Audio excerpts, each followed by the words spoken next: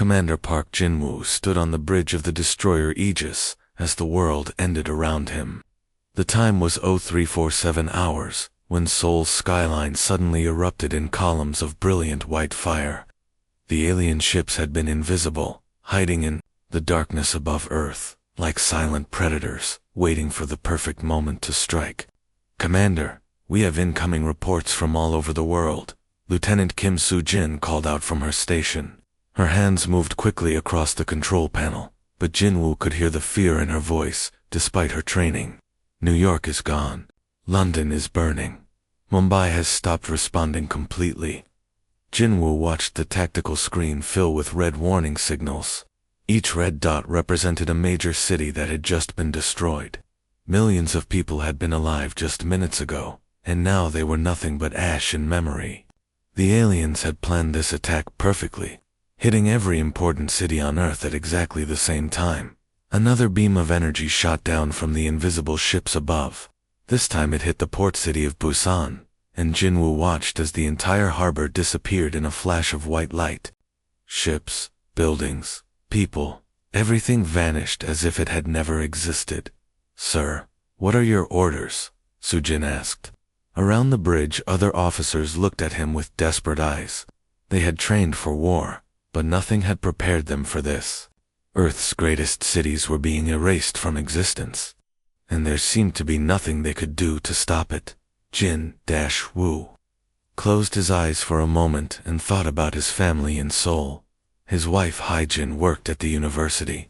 His daughter, Minji, was only 8 years old and should be sleeping safely in her bed. But the white fire had consumed the city, and he might never see them again. When he opened his eyes, something had changed inside him. The fear was still there, but it was now mixed with something much more dangerous, a cold, burning anger that seemed to fill his entire body. "Open a channel to all remaining ships," he ordered. His voice was calm and steady, but everyone on the bridge could hear the steel underneath. "This is Admiral Park Jin-woo, assuming command of all remaining fleet operations." Soo-jin's fingers moved across her controls. "Channel open, sir. You're broadcasting to every surviving military vessel on the planet." Jin-woo stepped forward and began to speak. His words went out across the oceans to the scattered remains of humanity's military forces. "To all ships, all submarines, all aircraft still able to fight, the enemy has shown us their hand. They struck without warning because they believed we would surrender after seeing their power. They studied us for months, maybe years, learning our weaknesses and planning their attack." He paused, looking out at the burning horizon where Seoul continued to glow with alien fire. "But they made one mistake. They thought that destroying our cities would break our spirit. Instead, they have just shown us exactly what we are fighting for." On ships scattered across the Pacific, Atlantic, and Indian Oceans, surviving crew members listened to their new admiral's words. In hidden submarine bases, officers gathered around radio equipment. In underground bunkers, government officials and military commanders heard the broadcast and felt something they hadn't expected to feel: hope. "Look around you," Jin-woo continued. "Look at what they have done to our world. Every one of those burning cities contained people we loved. Families, friends, children who will never grow up because of what happened here today.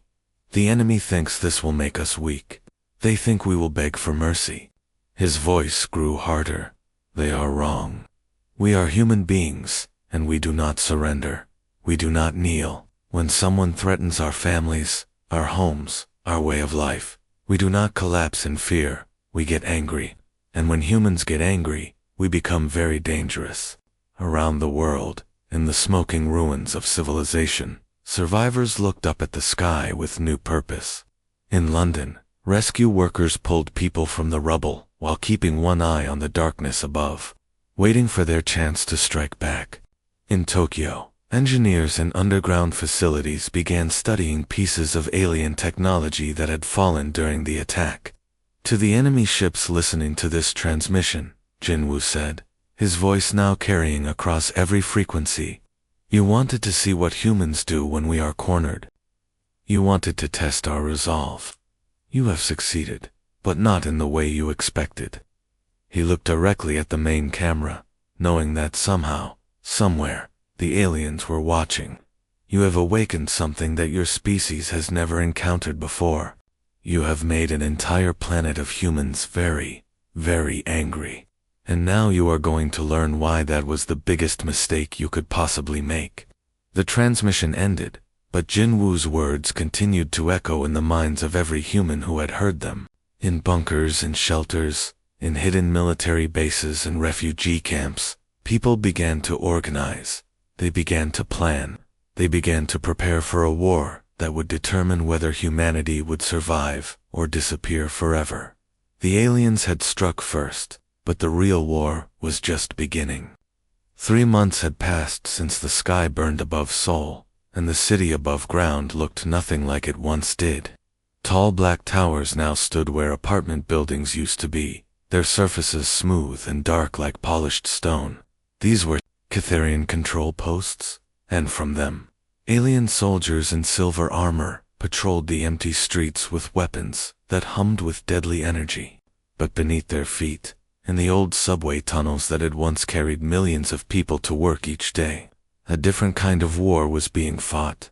Sergeant Lee Minho moved carefully through the darkness of the abandoned metro system. His boots made no sound on the concrete platform as he led his small team deeper into the tunnels. Behind him followed 5 other soldiers, all that remained of his original company after the burning. They had learned to move like ghosts in the underground, invisible to the alien sensors that watched the surface. Minho whispered Corporal Choi Hae-won from behind him. She held a strange weapon in her hands, part alien technology, part human engineering. It looked dangerous and unstable, with wires and metal pieces that didn't quite fit together properly. I'm getting movement signals. 2 kilometers ahead, coming this way. Minho raised his fist, and the team immediately stopped moving.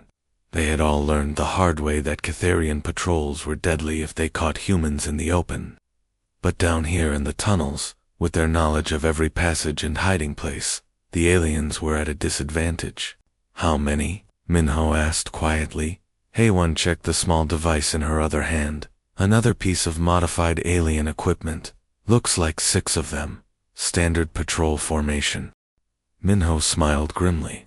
The aliens were predictable in their movements, always following the same patterns, always expecting humans to run and hide. They had not yet learned that these particular humans had stopped running. Far below them in what had once been Gangnam Station, Dr. Nam Soo-young worked by the light of a single lamp in her hidden laboratory. The small room was filled with pieces of alien technology, weapons, communication devices, parts of their vehicles, anything her teams could steal or salvage from the surface. "Minister, you need to see this," she called softly to the older man, sitting at a makeshift desk in the corner. Minister Yoon Tae-yoon looked up from the reports he was reading. Before the burning, he had been in charge of the country's science and technology programs. Now, he was the highest-ranking government official, still alive, and he spent his days coordinating the resistance from a subway station 30 meters underground. "What have you discovered, Doctor?" he asked, walking over to her workbench. Nam Soo-young held up a small device that glowed with blue light. "This is one of their power cores. I've been studying how it works for weeks now. The Cath are very proud of their technology. It's clean, efficient, and incredibly advanced." "But," Yoon asked, hearing something in her voice. "But they made their systems too perfect," she continued, her eyes bright with excitement. "Everything works in perfect harmony, like a beautiful piece of music. All their devices operate on the same quantum frequency, synchronized perfectly with each other." Yoon frowned, not understanding. "And this is bad because they never thought about what would happen if someone introduced chaos into their perfect system," Nam Soo-young said with a smile. "Humans are very good at creating chaos, Minister. What if we could make their own technology fight against itself?" Above them, the Catharian patrol moved through the upper tunnels, their sensors scanning for signs of human activity. The aliens were tall and thin, with pale skin that looked almost white in the darkness. They moved with the confidence of conquerors, certain that any surviving humans would flee at the first sign of their presence. They were wrong. Minho and his team waited in complete silence. As the alien soldiers passed by their hiding spot, the humans had learned to use the old maintenance shafts and service tunnels, spaces too small for the larger alien bodies to follow. When the patrol was directly below their position, Minho gave a hand signal. The attack was swift and brutal. Haywan's improvised weapon discharged with a bright flash, and one of the aliens fell instantly. The others tried to respond, but they were trapped in a narrow tunnel with humans attacking from above and from both sides. Within seconds, all 6 alien soldiers were dead. Strip them clean, Minho ordered. Weapons, armor, communication devices, everything. Doc Nam can use it all. This scene was being repeated throughout the city. In subway tunnels, sewer systems, abandoned basements, and hidden bunkers. Human resistance fighters were learning to turn the aliens' own technology against them. Every patrol that went missing, every communication device that stopped working, every weapon that mysteriously exploded, all of it was evidence that the occupation was not going according to plan. The Catherians had expected to control Earth through fear and superior firepower. They had conquered dozens of worlds using the same strategy: destroy the major cities, install control towers, and wait for the surviving population to surrender. But they had never faced a species like humans before. They had never encountered beings who became more dangerous when cornered, who could take elegant alien technology and turn it into crude but effective weapons of war. In the darkness beneath Seoul, 100 human eyes watched and waited. The real war was just beginning. 6 months after the burning, Dr. Nam Soo-young held something in her hands that should not have existed. The small device looked like a piece of alien technology, but it hummed with a different kind of energy, wilder, less controlled, more dangerous. She had taken the perfect harmony of Catherian power cells and mixed it with human chaos, creating something that neither species could have built alone. "Admiral, it works," she said quietly, looking up at Park Jin-woo in the dim light of their underground command center. Around them, the old subway control room buzzed with activity as resistance fighters coordinated attacks across the country. Jin-woo took the device and felt its strange vibration in his hands. It was warm, almost alive, and he could sense the barely contained energy inside. "How many can you make?" "I have enough salvaged materials for 50 units, Nam Soo-young replied. "But Admiral, these weapons are not stable. They could explode in the user's hands, or they might work perfectly. There's no way to predict it." Jin-woo smiled grimly. "Doctor, we are fighting for the survival of our species with weapons made from garbage and stolen alien parts. Unpredictable is exactly what we need."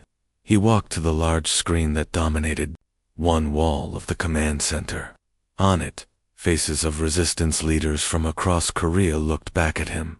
These were the survivors, the ones who had refused to surrender even when their cities burned around them. "Captain Oh Dong-wook report," Jin-woo said to a weathered face on the screen. "My teams are in position in the Taebaek Mountains," the captain replied. His voice was steady, but Jin-woo could see the determination in his eyes. "We have clear sight lines to 3 major Catherian installations. When you give the word, we'll hit them hard." Lieutenant Colonel Bae Sun-mi, "What about the urban teams?" A woman with short-cut hair and a scar across her cheek nodded from another part of the screen. "We've been mapping their patrol routes for weeks. Seoul, Basan, Daegu. All the major occupation zones are ready. My people know every tunnel, every rooftop, every place to hide." Jin-woo looked at each face on the screen. These people had lost everything: their families, their homes, their old lives. But they had not lost their will to fight. "Operation Wildfire is authorized. All units, you may begin the attack." The assault began at dawn. Just as the first light touched the mountains around Seoul, in 50 different locations across the peninsula. Human fighters emerged from hiding places the aliens had never suspected existed. They carried Dr. N hybrid weapons, devices that looked crude and dangerous, but contained the combined fury of two species at war. Captain O'Dongwook watched through his binoculars as the first alien control tower erupted in flames.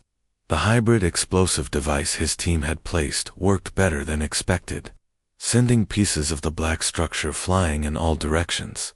Around him, his mountain fighters cheered as they watched their oppressor's stronghold collapse. In Seoul, Lieutenant Colonel Bae Sunmi led her urban combat teams through the subway tunnels, emerging at carefully planned points throughout the city.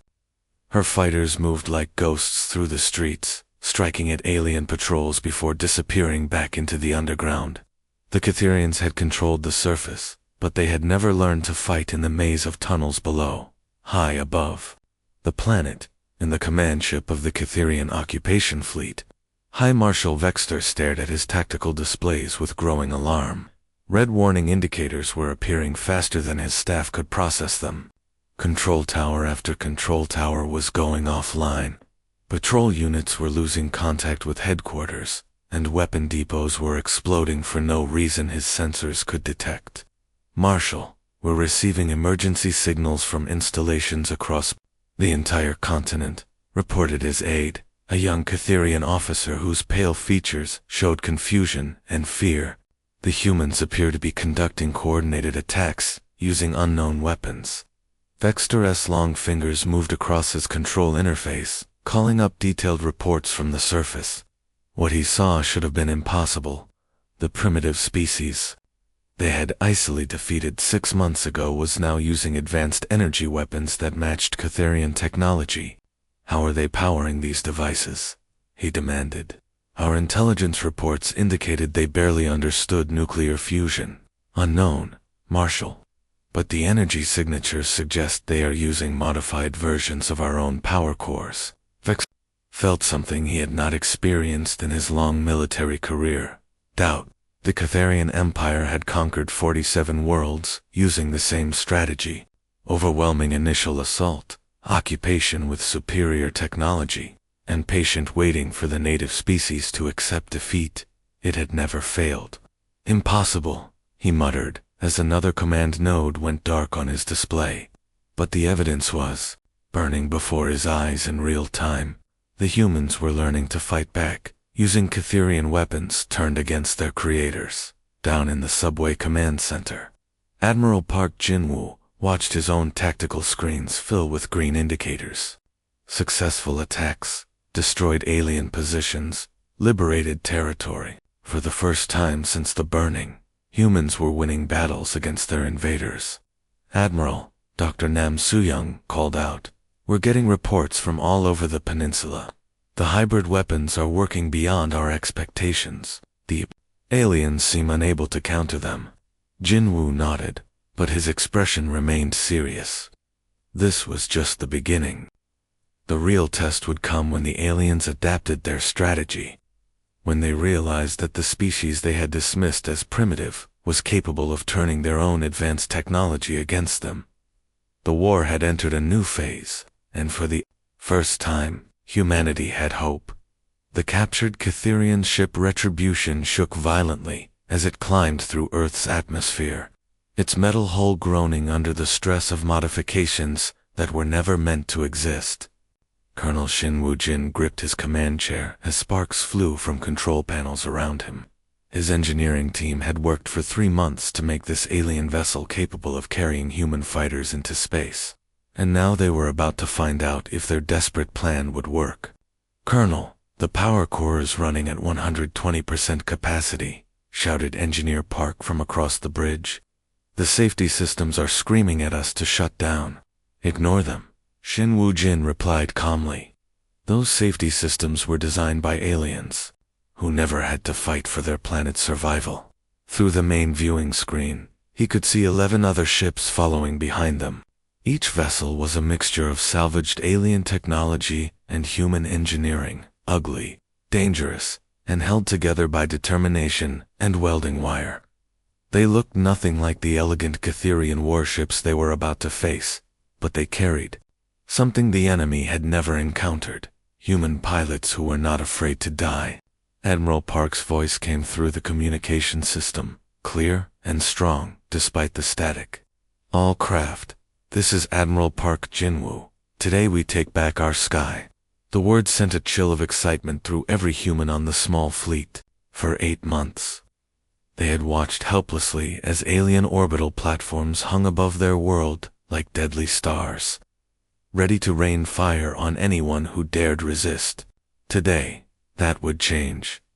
Pilot Han Myung sat in the cockpit of her modified fighter, watching the enemy fleet grow larger on her screen. Her small ship was barely spaceworthy, cobbled together from alien fighter parts and human missile technology. The life support systems made strange noises. The weapons had never been properly tested, and she had enough fuel for maybe 1 hour of combat. It didn't matter. She had volunteered for this mission, knowing she would probably not return to Earth alive. Her family had died in the burning of Seoul 8 months ago, and every day since then, she had dreamed of this moment. The chance to strike back at the creatures who had murdered her world. "This is Red Leader," she transmitted to the other fighters. "Remember, we're not here to survive. We're here to hurt them so badly they never come back." The Catherian orbital platforms opened fire first, sending streams of plasma energy toward the approaching human fleet. The beams were bright enough to blind anyone looking directly at them, and they moved at nearly the speed of light. But the human ships were small and fast, and their pilots flew like people who had nothing left to lose. Shin Woo-jin watched his tactical display as 3 of his ships were destroyed in the first exchange of fire. The alien weapons were devastatingly effective, turning human vessels into expanding clouds of metal and flame. But the remaining ships kept coming, dodging and weaving through the deadly light show. "Target the main orbital platform," he ordered his weapons officer. "Hit it with everything we have." The Retribution shuddered as it fired its main guns, alien plasma cannons modified with human targeting systems. The energy beams struck the orbital platform's shields, causing them to flare with brilliant light. High Marshal Vextar stood on the bridge of his flagship, watching the impossible scene unfold before him. The primitive humans had somehow captured Catherian vessels and turned them into weapons of war. Their ships were crude and unstable, but they were fighting with a ferocity that defied all logic. "Marshal, one of the human fighters has broken through our defensive screen," reported his tactical officer. "It's heading directly for the dreadnought Domination." Vextar watched in horror as the small human ship dove straight toward one of his most powerful vessels. The Domination's defensive systems fired everything they had, filling space with deadly energy, but the human pilot kept coming. Han Myung felt her ship shaking apart around her as enemy fire tore through her hull. Warning lights flashed, her oxygen system failed, and she could taste blood in her mouth. But she could see her target growing larger through the cockpit window, the alien dreadnought that had helped burn her city to ash. "This is for Seoul," she whispered into her communicator, then pushed her fighter's engines to maximum power. Her ship struck the Domination like a bullet fired from heaven. The explosion was visible from Earth's surface, a new star that flared bright and then faded, taking both the human fighter and the alien warship with it. All across the battle zone, similar scenes played out. Human pilots crashed their damaged ships into alien vessels. Human gunners fired until their weapons melted. Human engineers kept damaged systems running with their bare hands until the heat killed them. The Catherian fleet, magnificent and technologically superior, found itself facing an enemy that treated death as just another weapon to be used against their oppressors. "Marshal, we've lost 6 major vessels and half our orbital platforms," the tactical officer reported, his voice shaking. "The humans are using suicide attacks. Our defensive protocols were not designed for this type of warfare." Vextar looked at the tactical display and saw the truth that every conqueror eventually learns. Technology alone cannot defeat a people who refuse to surrender. Signal the fleet, he said quietly. All ships, retreat to high orbit. As the alien fleet pulled back, the sky above Earth burned with the wreckage of both sides. But for the first time since the war began, more of those fires belonged to the invaders. The humans had taken back their sky. Admiral Park Jin-woo stood at the wide window of the captured alien command ship, looking down at Earth from high orbit. The planet below looked different than it had 2 years ago, before the burning. The night side was darker now, with fewer lights marking the great cities. But where lights did shine, they were brighter and more determined than before. Seoul was rebuilding itself from the ashes. Through the powerful telescopes of the command ship, Jin-woo could see the construction crews working day and night. The new buildings were strange, part human design, part alien technology. Tall spires of human concrete, mixed with the smooth curves of Catherian metal, creating a skyline that no architect from either species could have imagined alone. "It's beautiful, in a way," said a voice behind him. Jin-woo turned to see Defense Minister Kim Young-suk walking across the observation deck.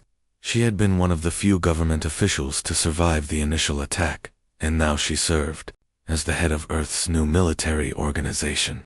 Her left arm was artificial, made from modified alien technology after she lost the original in a tunnel collapse during the Underground War. The deep space monitoring arrays came online this morning, she reported, joining him at the viewport. "We have sensors positioned all the way out to the asteroid belt. If anyone approaches our solar system with hostile intent, we'll detect them weeks before they arrive." Jin-woo nodded, but his expression remained serious. The victory had cost them everything. Nearly 3 billion people had died in the war, some in the initial burning, others during the long underground resistance, and many more in the final space battles. Entire cities had been reduced to radioactive craters.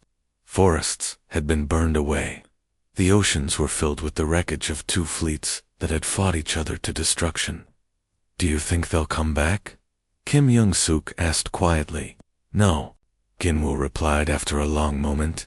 "We made sure of that." He gestured toward the debris field that surrounded Earth like a deadly ring. Thousands of pieces of wreckage drifted in orbit, parts of human ships mixed with the remains of Catherian vessels. Some pieces were as small as bolts and screws, while others were large sections of hull plating that tumbled slowly through space. But it was more than just debris. It was a message written in the universal language of war. Any species that approached Earth's solar system would see the evidence of what had happened here. They would understand that the small blue planet had fought 2 different fleets to mutual destruction rather than surrender.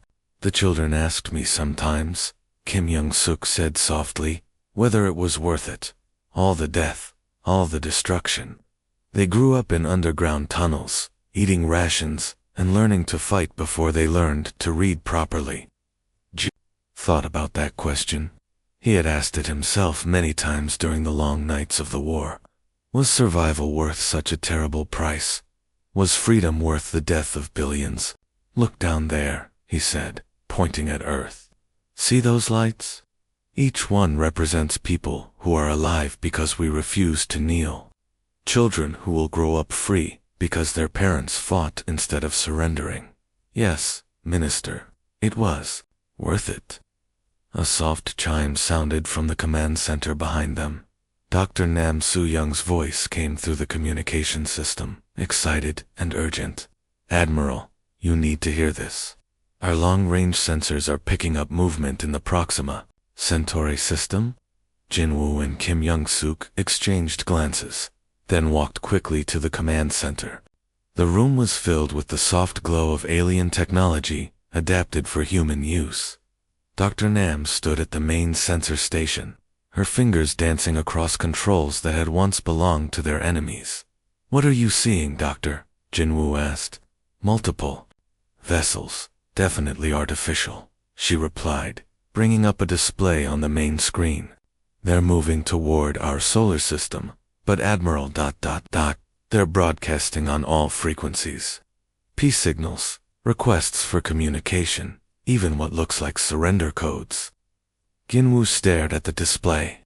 The ships were too far away to identify, but their energy signatures indicated they belonged to a species humanity had never encountered before. How long until they reach us? At their current speed, about 6 weeks, Nam Suyang said. But Admiral, I think word is spreading. Other species are hearing about what happened here. Kim Young-suk smiled grimly. They want to make sure we know they're not hostile. Jinwoo walked to the main viewport and looked out at the stars. Somewhere out there, in the vast darkness between worlds, alien civilizations were learning about humanity. They were hearing the story of a species that had faced extinction and chose to fight instead of surrender. They were learning about people who turned their enemies' own weapons against them, who treated death as just another tool of war. Good, he said quietly. Let them come in peace, or let them stay away entirely. But let them all understand one thing: Earth's children do not kneel. Behind him, the debris field continued its slow orbit around the planet. Human and alien wreckage mixed together in death, a monument to the price of freedom and the cost of trying to conquer humanity. The sky no longer burned with enemy fire. Now it burned with something much more dangerous, the light of human defiance, forever changed but never broken. The war was over, but the message would echo through the galaxy for generations to come.